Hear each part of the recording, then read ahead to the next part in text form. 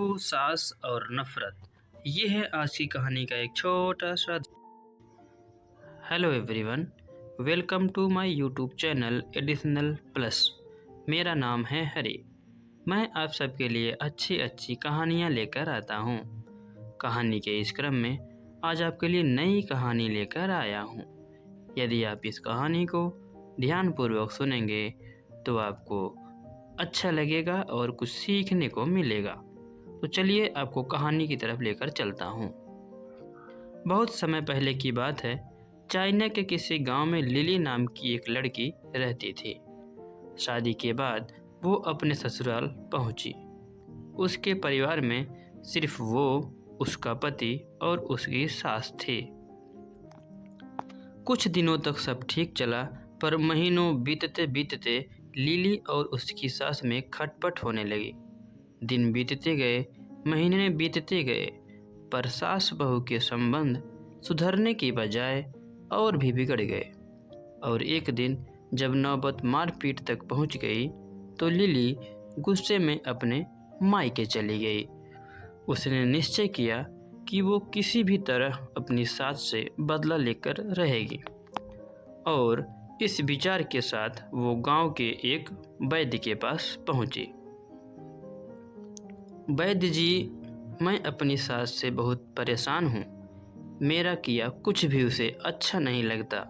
हर काम में कमी निकालना और ताने मारना उसका स्वभाव है। मुझे किसी भी तरह उससे छुटकारा दिला दीजिए बस। लिली ने क्रोध में अपनी बात कही।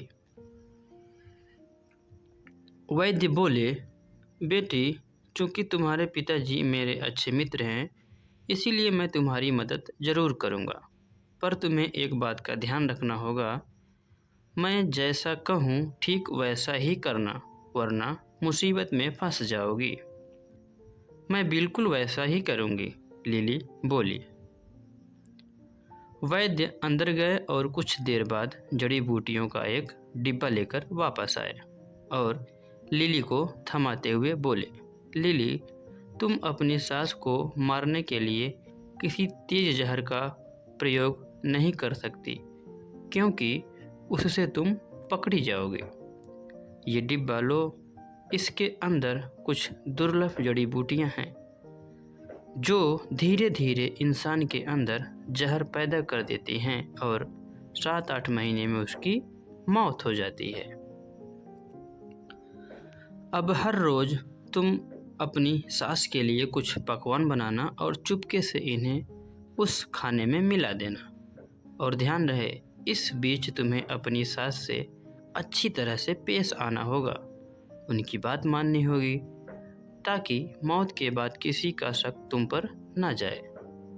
जाओ, अब अपने ससुराल वापस जाओ और अपनी सास के साथ अच्छे से अच्छा व्यवहार करो। लिली खुशी खुशी जड़ी बूटियां लेकर ससुराल वापस लौट गई। अब उसका व्यवहार बिल्कुल बदल चुका था। अब वो अपने सास की बात मानने लगी थी और आए दिन उनके लिए स्वादिष्ट व्यंजन भी बनाने लगी थी। और जब कभी उसे गुस्सा आता तो वैद्य जी की बात ध्यान में रखकर वो अपने गुस्से पर काबू कर लेती थी। 6 महीने बीतते बीतते घर का माहौल बिल्कुल बदल चुका था। जो सास पहले बहू की बुराई करते नहीं थकती थी, वही अब घर घर घूमकर लिली की तारीफ कर नहीं थकती थी। लिली भी अभिनय करते करते अब सचमुच में बदल चुकी थी। उसे अपनी सास में अपनी माँ नजर आने लगी थी। लिली को अब अपनी सास की मौत का भय सताने लगा और एक दिन वो किसी बहाने से मायके के लिए निकली और सीधे वैद्य जी के पास पहुंची। वैद्य जी, कृपया मेरी मदद कीजिए। मैं अब अपनी सास को नहीं मारना चाहती।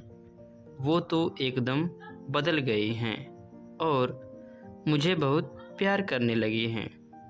मैं भी उन्हें उतना ही मानने लगी हूँ। कुछ भी करके उस जहर का असर खत्म कर दीजिए, लिली रोते हुए बोली। वैद्य बोले, बेटी चिंता करने की कोई ज़रूरत नहीं है। दरअसल मैंने तुम्हें कभी जहर दिया ही नहीं था। उस डिब्बे में तो बस स्वास्थ्यवर्धक जड़ी बूटियाँ थी। जहर तो तुम्हारे दिमाग और नज़रिए में था। लेकिन मैं खुश हूँ कि तुमने अपनी सास की जो सेवा की और उन्हें जो प्रेम दिया, उससे वो भी ख़त्म हो गया। जाओ अब खुशहाली से अपने सास और पति के साथ जीवन व्यतीत करो। तो दोस्तों, ये रही हमारी पूरी कहानी। आशा करता हूँ कहानी आपको अच्छी लगी होगी। यदि कहानी अच्छी लगी हो तो वीडियो को लाइक और चैनल को सब्सक्राइब ज़रूर करिएगा। पूरा वीडियो देखने के लिए धन्यवाद।